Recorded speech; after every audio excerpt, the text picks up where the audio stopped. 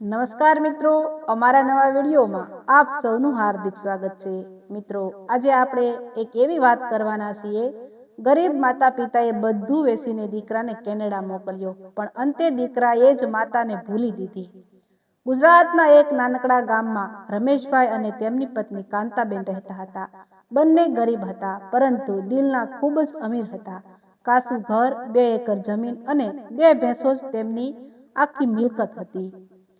જીવનભર મહેનત કરીને પણ 2 ટકનું ભોજન જ મુશ્કેલથી મળતું। ભગવાને તેમને એક જ દીકરો આપ્યો હતો, મિત।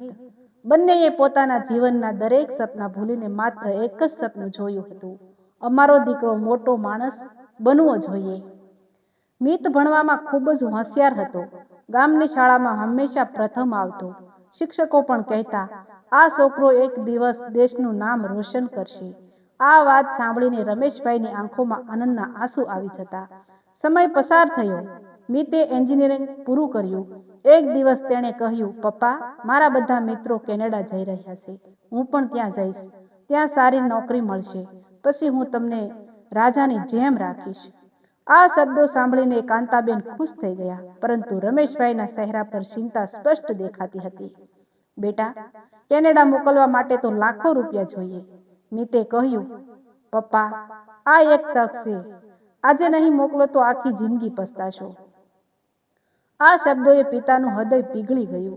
બીજા જ દિવસે રમેશભાઈએ પોતાની 2 એકર જમીન વેચી નાખી, પછી ભેંસો વેચી, ત્યાર પછી પોતાનું કાચું ઘર પણ વેચી દીધું। ગામના લોકો કહેતા, રમેશ, વૃદ્ધાવસ્થામાં ક્યાં રહેશો? રમેશભાઈ હસીને કહેતા, મારો દીકરો કેનેડાથી પાછો આવશે ત્યારે મહેલ બનાવી આપશે। આખરે બંને પતિ પત્ની ગામમાં ભાડાના એક નાનકડા રૂમમાં રહેવા લાગ્યા।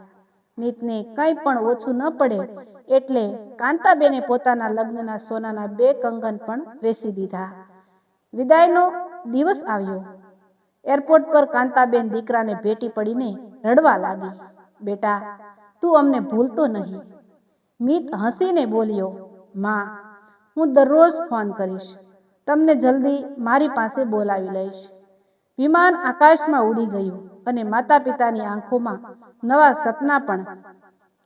શરૂઆતમાં મિત દરરોજ ફોન કરતો, પછી અઠવાડિયામાં એકવાર, પછી મહિનામાં એકવાર, અને પછી ફોન આવવાનું જ બંધ થઈ ગયું।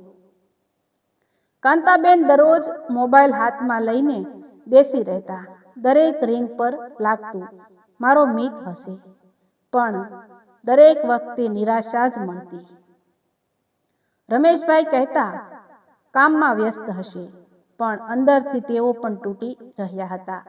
3 વર્ષ પસાર થઈ ગયા। મિત હવે મોટી કંપનીમાં નોકરી કરતો હતો। મોંઘી કાર, મોટું ઘર, વિદેશી મિત્રો, પણ પોતાના માતા પિતા માટે સમય નહોતો। એક દિવસ રમેશભાઈને ગંભીર હાર્ટ એટેક આવ્યો। હોસ્પિટલમાં ભરતી કરાયા। ડોક્ટરે કહ્યું, જલ્દી તમારા દીકરાને બોલાવો। કાંતાબેને મિતને 10 થી વધુ વખત ફોન કર્યો, કોઈ જવાબ નહીં। મેસેજ કર્યો, જવાબ નહીં। વિડિયો કોલ કર્યો, રિજેક્ટ।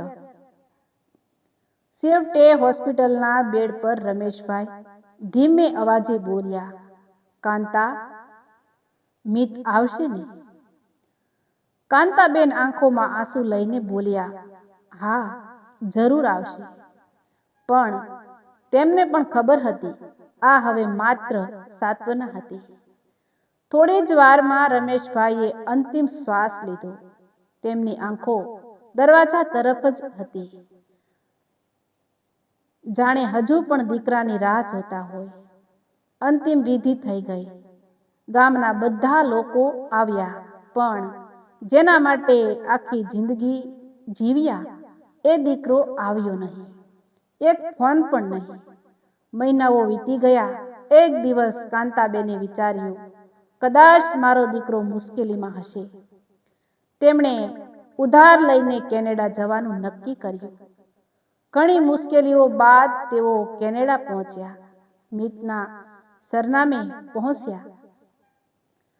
દરવાજો ખખડાવ્યો. મિતે દરવાજો ખોલ્યો. સામે પોતાની માતાને જોઈને તે ગભરાઈ ગયો. અંદર તેની પત્ની અને મિત્રો બેઠા હતા. તે ગુસ્સામાં બોલ્યો, અહીં કેમ આવી ગયા? મને શરમમાં મૂકી દીધો. કાંતાબેન રડતા બોલ્યા, બેટા, તારા પપ્પા હવે નથી રહ્યા. તને જોવા આવીશું. મિતનો ગુસ્સો વધુ વધી ગયો. તેણે માતાને ધક્કો મારીને બહાર કાઢી દીધા. કાંતાબેન રસ્તા પર પડી ગયા. તેમની આંખોમાંથી આંસુ વહેતા હતા. એ સમયે ત્યાંથી પસાર થતા એક ગુજરાતી ભાઈએ આ બધું જોયું. તેમણે માતાને ઊભા કર્યા, પાણી પીવડાવ્યું, ધીરજ આપી, બધી વાત સાંભળી. તેમની આંખો પણ ભીની થઈ ગઈ.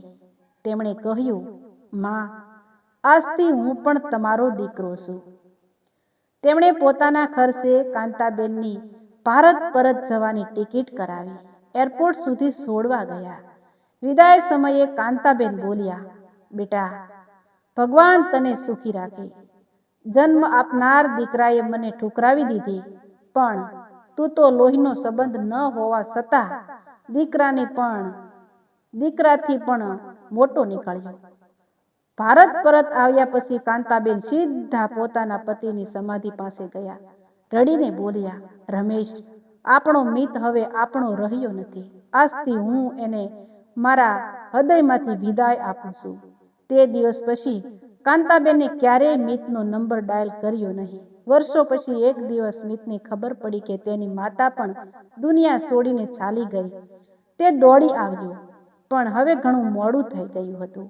માતાના રૂમમાં તેને એક જૂનો ડબ્બો મળ્યો. તેમાં બાળપણના ફોટા, સ્કૂલનું પ્રથમ ઇનામ અને એક ચિઠ્ઠી હતી. ચિઠ્ઠીમાં લખેલું હતું, બેટા મિત, તું ખુશ રહે, એ જ મારી છેલ્લી પ્રાર્થના છે. મેં તને ક્યારેય